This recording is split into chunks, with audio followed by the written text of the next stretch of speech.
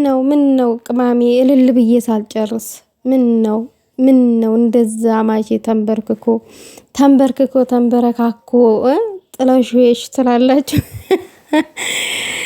ሰላም ውዶቼ ሰላማችሁ ይብዛልኝ በያላችሁበት። እኔ የምላችሁ ውዶቼ ይሄ ነገር በህልሜ ነው ወይስ በእውኔ ነው? አማቼ ተንበርክኮ ለቅማሜ ቀለበት እያሰረላት ነው ምናምን ነገርና እልል ብለናል። እውነት እንኳን ለዚህ በቃችሁ፣ እንኳን ለዚህ ደረሳችሁ። ያው ሁሌ እልል እያለን እያሽቃበጥን ነው።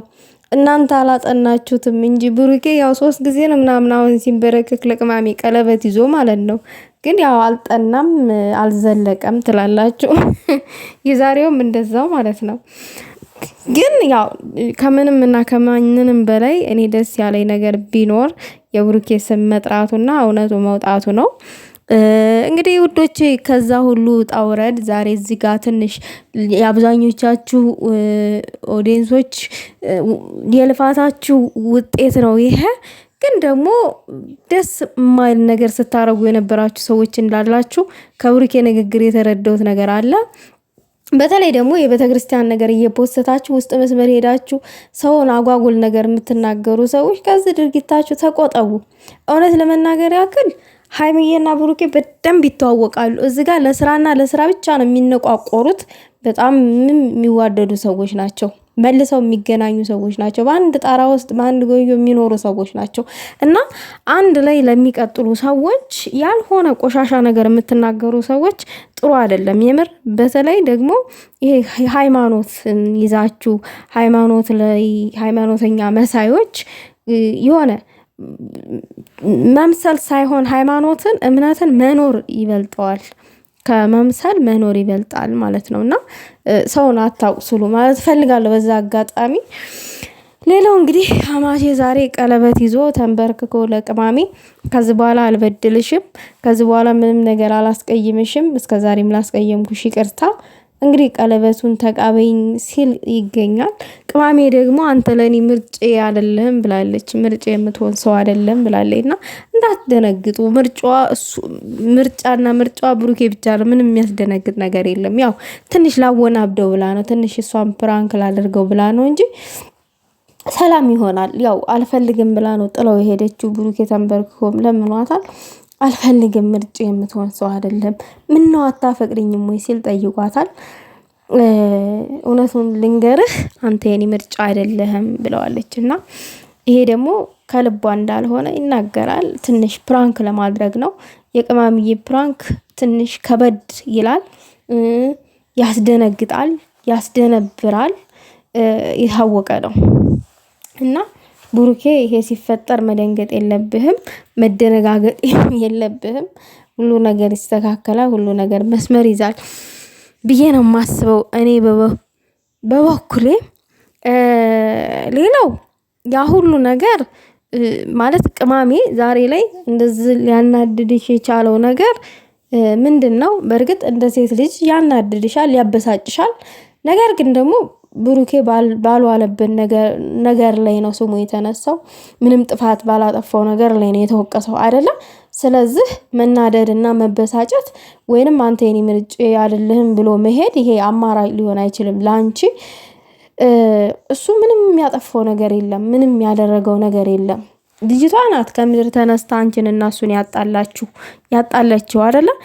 ስለ ብሩኬ መልካምነት ስለ ብሩኬ ጨዋነት ስትመሰክር ነበር አይደለ? ያቺ ስሙን ስታጠፋ የነበረ ሴት እና ስለምንድነው ሃይሚዬ የማትረጋጊው ጥለሽ የምትሄጂው? እና ጥለሽ መሄድ አልነበረብሽም። ትንሽ ከዚህ በኋላ ብሄድም አዲስ አበባ ብሄድም ከአንተ ቤት ቀይል ላወጣ እንጂ ከአንተ ጋር ልኖር አይደለም፣ የምኖረውም ሀሰን ቤት ነው ስትል ተናግራለች ቅማሜ። እውነት ይሄንን የምታደርገዋለች ወይ አታደርገውም ወይ? እንግዲህ አድርገው ስታሳየን ነው እንጂ አሁን ታደርገዋለች ከብሩኬ ትለያለች ምናምን ነገር እቃ ታወጣለች ብዬ እኔ አላስብም። ደግሞ በቃ እስከምታወጣ ድረስ ብሩኬ ዝም አይላትም፣ ዝም የሚላት ነገር የለም። ምክንያቱም ይውላችሁ ውዶቼ ብሩኬ ስተሰርቶ ቢሆን ከዛች ልጅ እውነት ያችን ልጅ ሆነ ብሩኬ ቢሆን ያስረገዛት ያቺ ልጅ ተብሩኬ ብትሆን የተወለደችው አዎ የወሰንሽው ውሳኔ ሀይሚዬ ልክ ነው ብለን እኛም ልንደግፋት እንችላለን።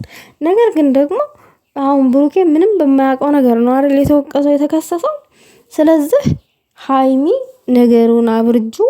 እሱ ምንም አላጠፋም፣ ምንም የሰራው ነገር የለም፣ ምንም ያደረገው ነገር የለም። ነገሩን ብታበርጁ ጥሩ ነው እንደ ሀሳብ።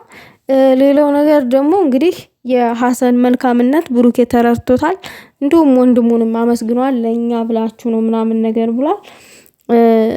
አንድ ሰው የሆነ ሰው መልካምነት ሲረፍድም ቢሆን ሲገባው ጥሩ ነው፣ ደስ ይላል። እንደዚህ መልካምነቱን ተረድቶ ሲያመሰግን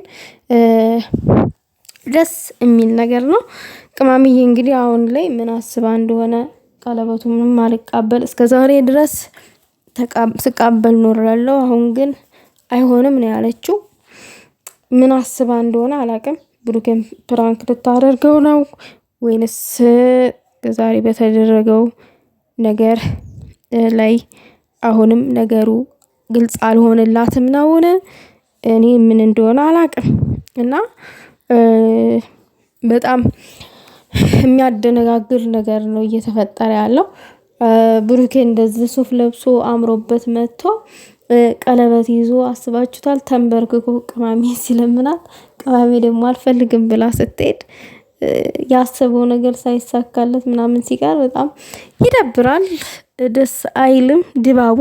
ግን ደግሞ የምትሰዳደቡ ሰዎች፣ በተለይ እናት የምትዘቀዝቁ ሰዎች፣ ሌላው ደግሞ ከምንም በላይ የገረመኝ ነገር ቅማምዬ ጥቅመኛ ነች፣ እሱን ጥቅም ብቻ ነው የምታውቀው፣ ፍቅር አታውቅም ብላችሁ የምትጽፉ ሰዎች አላችሁ። ትክታክ ላይ በጣም ታስቃላችሁ። ቅማምዬን የምትሳደቡ አላችሁ።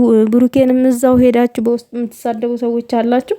መልሶ ለሚገናኝ ሰው በመሀል እየገባን ስሬስ ሆነን ባንሳደብ ጥሩ ነው።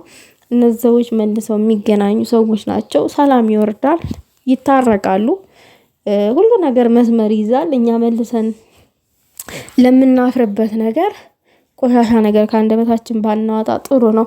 መልሶ ለሚታረቅ ሰው፣ መልሶ ለሚገናኝ ሰው ቆሻሻ ነገርን ባናወጣ ጥሩ ነው። መንቃት አለብን። ሁሌ ፋራ መሆን የለብንም። ሁሌ ሰው ራሳችንን እንዲገምተን ማድረግ የለብንም። በቃ የማንገመት ሰዎች መሆን አለብን። እውነቴን ነው የምላችሁ። ሰው አንድ ጊዜ ተገመተን በቃ ሁለቴ ሶስቴ እንዲገምተን ራሳችንን ማድረግ የለብንም። በቃ የማንገመት ሰው ሆነን መገኘት ነው ያለብን። እንደዛ ስል ነው የምነግራችሁ ውዶቼ። ለማንኛውም እንግዲህ ብሩኬና ሀይሚ ሰላም አውርዱ። ሰላም ይሻላል። ጠብ በቃ ከዚህ በላይ ጠብ አያስፈልግም። ሰላም ብታወርዱ ነው የሚሻለው። ታረቁ ነው ማለት የምፈልገው። ለማንኛውም የኔ ውድ ቤተሰቦች ይሄንን ስታዳምጡ ላይክ፣ ሼር አድርጉ። ሀሳብ አስተያየታችሁን ደግሞ በኮሜንት አስቀምጡ። የኔ ሀሳብ ይሄንን ይመስላል።